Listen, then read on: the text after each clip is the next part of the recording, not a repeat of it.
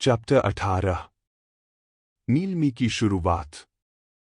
तो जैसा कि हमने अभी तक देखा कि कैसे आर्यन अनंत अग्नि को हासिल कर उस ड्रैगन को मार देता है जो कि खजाने के दरवाजे पर जंजीरों से बंधा हुआ था। अब आगे सना फिर उसका हाथ पकड़ उसको घर वापस ले आती है और काफी देर तक उसको सुनाने के बाद वो आर्यन को छोड़ती है। अभी आर्यन राहत की सांस ही ले रहा होता है, तभी उसका कॉल टोकन जलने लगता है और कॉल टोकन को जलते देख वो समझ गया था कि पक्का मायरा ने ही ऑक्शन के बारे में बताने के लिए उसे मैसेज भेजा होगा। और जब वो उस मैसेज को पढ़ता है तो उसकी बात सही भी निकलती है। दरअसल मायरा ने ही उसे कॉल टोकन का उसे कर कांटेक्ट किया था ताकि वो उसे ऑक्शन की डेट बता सके जो कि 2 दिन बाद की थी। फिर आर्यन अपनी ट्राइंग के लिए अपने रूम में चले जाता है और पलक झपटे ही ऑक्शन का दिन भी आ जाता है। तो वो ठीक सुबह 9 बजे ऑक्शन हाउस के लिए निकल जाता है। रास्ते में एक सुनसान गली में वो अपने चेहरे को ब्लैक मास्क और सर पर एक हुड लगाकर ऑक्शन की ओर अपने कदम बढ़ा लेता है। वहीं दूसरी तरफ ऑक्शन हाउस के लिए ये ऑक्शन पीछे 1 साल की सबसे बड़ी नीलामी थी। हॉल में बहुत से लोग खड़े होकर एक दूसरे से ऊंची आवाज में बात कर रहे थे। आर्यन जैसे ही वहां पहुंचा तो उस शोर की वजह से उसका दर्द करने लग गया। उसके लिए ये सब कुछ ऐसा था कि मानो कोई उसके सर पर एक बड़े हथौड़े से बार बार मार रहा हो, पर वो चाहकर भी उसे रोक नहीं पा रहा हो।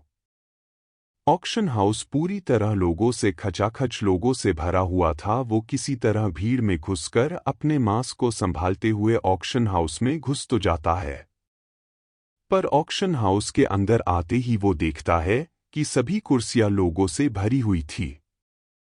तो वो वही एक जगह पर खड़ा हो जाता है। तभी मायरा की सेक्रेटरी भी एक वीआईपी गेस्ट को वेलकम करने गेट की तरफ आ रही थी। तभी उसकी नज़र आर्यन पर पड़ती है जो कि बिल्कुल अपन उसी भेष में था जिसमें वो मायरा से मिला था। और आर्यन की नीली आंखें देखकर मायरा भी उस आदमी को पहचान जाती है और अपनी दिशा बदलकर आर्यन के पास जाती है। और मायरा की सेक्रेटरी को ऐसे किसी आदमी की तरफ जाता देख आसपास के सब लोग हैरान थे, क्योंकि सब जानते थे कि वो किसी भी आदमी को भाव नहीं देती है। और सबकी हैरान नज़रों के सामने मायरा की सेक्रेटरी जाकर आर्यन से हाथ मिलाकर थोड़े फ्लर्टी अंदाज में उससे बोलती है, ओह तो आप आ ही गए, मुझे तो लगा था कि आप तो अभी भी बहुत बिजी होंगे। और मायरा की सेक्रेटरी को आर्यन से ऐसे बात करता देख आसपास के लोगों की हैरानी और बढ़ जाती है। फिर मायरा की सेक्रेटरी खुद आर्यन को एक प्राइवेट रूम में ले जाती है। तभी मायरा मंच पर आ जाती है, जिसे देखकर आर्यन अपने आप से बोलता है, तो आखिरकार नीलामी शुरू होने वाली है। हॉल में मौजूद सभी की नज़र रेड ड्रेस पहनी मायरा पर थी, जो इस वक्त मंच पर खड़ी होकर मुस्कुरा रही थी। उसकी ड्रेस थोड़ी टाइट थी, जिसकी वजह से उसका कमसीन बदन उभर कर सामने आ रहा था। तभी मायरा ने अपनी खूबसूरत मुस्कुराहट के साथ जैसे ही कुछ कहना शुरू किया तो मानो पूरा हॉल उसका दीवाना हो गया हो।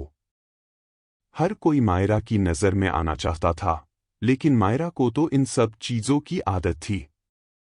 अपने प्राइवेट रूम में बैठा आर्यन मायरा को देखकर अपने मन ही मन सोचने लगा। वो अपने मन ही मन सोच रहा था कि सच में मायरा एक जादूगरनी से कम नहीं है, क्योंकि वो अपनी आवाज़ और अदाओं से आदमी पर ऐसा जादू चलाती है कि कम पैसे वाला आदमी भी अपने आप को एक धनवान महसूस करने लगते और मायरा का ध्यान अपनी ओर लाने के लिए बोली बढ़ाने लगते। अगर इस वक्त मायरा किसी पत्थर को भी उठाकर उसकी बोली लगाती तो लोग उसे भी मेरा की नज़रों में आने के लिए ऊंचे दाम पर खरीद लेते। और लोगों को ऐसे बिहेव करते देख मेरा के चेहरे पर एक भीनी मकान आ जाती है। सालों की ट्रेनिंग के बाद वो अच्छी तरह समझ गई थी कि कैसे लोगों को कैसे अपनी खूबसूरती के जाल में मदहोश करना है। इस वक्त उसके लाल होठ मुस्कुरा रहे थे और उसने हॉल के चारों तरफ अपनी नजरें घुमाई। जब उसकी आंखें प्राइवेट रूम की बालकनी पर खड़े आदमी जिसने अपना मुंह काले कपड़े से ढक रहा था उसकी आंखों पर पड़ी तो वो चाहकर भी खुद को एक पल के लिए उन आंखों में डूबने से रोक नहीं सकी। आर्यन भी उस वक्त मंच पर खड़ी मायरा को ही देख रहा था, लेकिन बाकियों की तरह उसकी आंखों में मायरा के लिए कोई हवस की भावना नहीं थी, जिसे देखकर मायरा हैरान हो गई थी और अपने मन ही मन सोचने लगी आखिर इस नकाब के पीछे है तो एक आदमी ही, तो फिर कैसे उसने खुद को काबू में रखा है। उसकी आंखें बता रही थी कि मायरा की अदाएं देखने के बाद भी उस पर कुछ फर्क नहीं पड़ा है। फिर वो मुस्कुराते हुए जोर से ताकी बजाकर बोलती है, मैं अच्छी तरह से जानती हूँ आप सभी यहाँ क्यों आए हैं, इसलिए इस बार हम छोटी चीजों पर अपना वक्त जाय नहीं करेंगे बल्कि सीधे मुद्दे पर आते हैं। इस बारे में आपका क्या कहना है? मायरा के सवाल का जवाब देने के लिए कुछ आदमी आगे आकर बोलते हैं, जो तुम चाहो मायरा, वैसे भी हमारा मकसद तो बस तुम ही हो जाने मन। ये सुनकर मायरा मुस्कुराते हुए लीक डिम करने का इशारा करती है और उसके पास रखे एक पत्थर पर रखी एक बोतल से कपड़ा हटाकर बोलती है, तो पेश है आप सबके सामने रैंक 4 की भी टॉप की हीलिंग मेडिसिन है। हमारे ऑक्शन हाउस के मुख्य मेडिसिन चेकर हुकुम जी ने अच्छे से जांच परख लिया है, इसलिए आप लोगों को दवाई के नकली होने की टेंशन लेने की कोई जरूरत नहीं है। मैं 100% यकीन के साथ कह सकती हूँ कि ये हीलिंग मेडिसिन रैंक 4 के टॉप की मेडिसिन है। ये कहकर मीरा मुस्कुराते हुए अपने आसपास के लोगों को देखने लगी और उसने देखा कि उस बोतल को देखकर लोगों के मुंह खुले के खुले रह गए। हर कोई बोतल में भरी हीलिंग मेडिसिन को लालच भरी नजरों से देख रहा था। ये देखकर मायरा के चेहरे की मुस्कुराहट और भर गई। फिर उसने हीलिंग मेडिसिन को अपने हाथों में उठाकर बोल, हीलिंग बोतल की पहली बोतल की नीलामी शुरू होती है 20,000 सोने के सिक्कों से। इतनी बड़ी श्रुवती रकम का जिक्र करने के बाद भी मायरा के चेहरे पर एक बड़ी सी मुस्कान बानी रहती है।